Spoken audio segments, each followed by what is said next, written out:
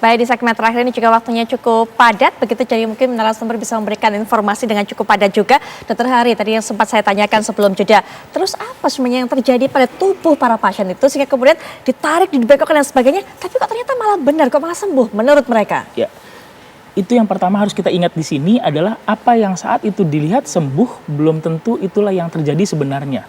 Kita harus ingat saat sebuah kondisi di dalam tubuh itu sudah berubah dan memakan waktu sekian lama, begitu dipaksa untuk lurus, ada kondisi otot, kondisi saraf, kondisi sendi, dan kondisi-kondisi jaringan-jaringan lainnya yang justru malah bisa semakin rusak di situ sebenarnya.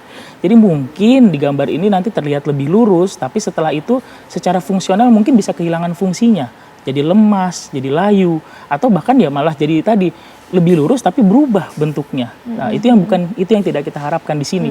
Itu yang harus kita ingat, maka semua pengobatan harus bersifat personal.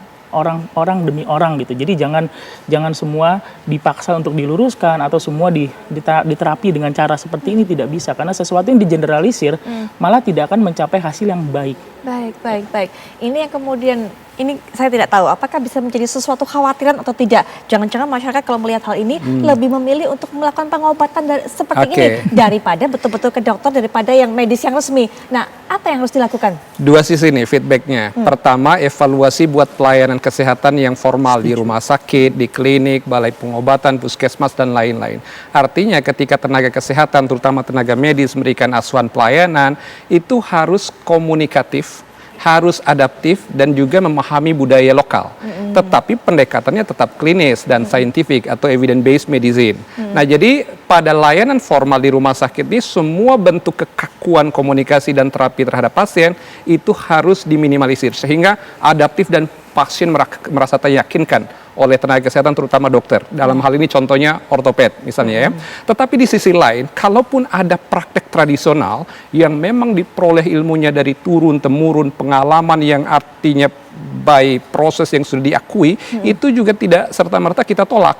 Pemerintah mengkanalisasi itu, tinggal diarahkan apakah praktek seperti ini bisa diberikan semacam tempat, kemudian diidentifikasi secara izin, kemudian juga dilihat prosesnya, dan pada akhirnya juga memadukan antara budaya spesifik dan pengalaman termasuk penggunaan obat-obat tradisional yang turun-temurun dengan juga pendekatan sains dan klinik modernnya.